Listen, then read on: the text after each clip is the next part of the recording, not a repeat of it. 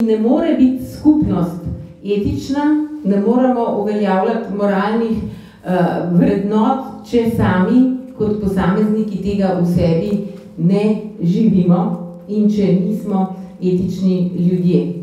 Kot pravi dr. Cerar in zadnje čase to velikokrat poudarja, na etiki stoji ali pade človek in na etiki stoji ali pade tudi civilizacija.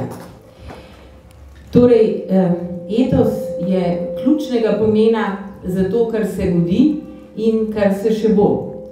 Da so nam ukradli državo, je, kot je bilo že rečeno, posledica tega, da so vodilni brez etosa, brez etičnega kompasa, ampak tudi mi smo soodgovorni. Ker takole bo boljš, ja, pa ni treba tako. Ja, hvala lepa, imam močen glas. Torej, sleherni izmed nas je soodgovoren. In tukaj se ne moramo nič slepiti. Soodgovorni v tem smislu, da se ne zavedamo, da sta za pritisk potrebno vedno dva. Eden ali več tistih, ki pritiskajo, in tisti, ki se pustijo pritiskati.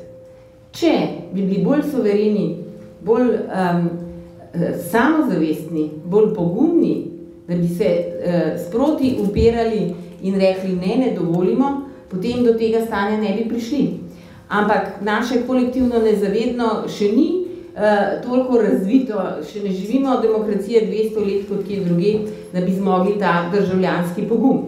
Ker se pa zdaj zemlja hitreje giblje in čas hitreje teče, se bo tudi to začelo hitreje dogajati. Mi bomo hitreje dozorevali tudi v etičnem, se pravi tudi v aktivnem državljanstvu, kot smo doslej, kajti zdaj pa je 5 minut do 12, zdaj pa ni več ali.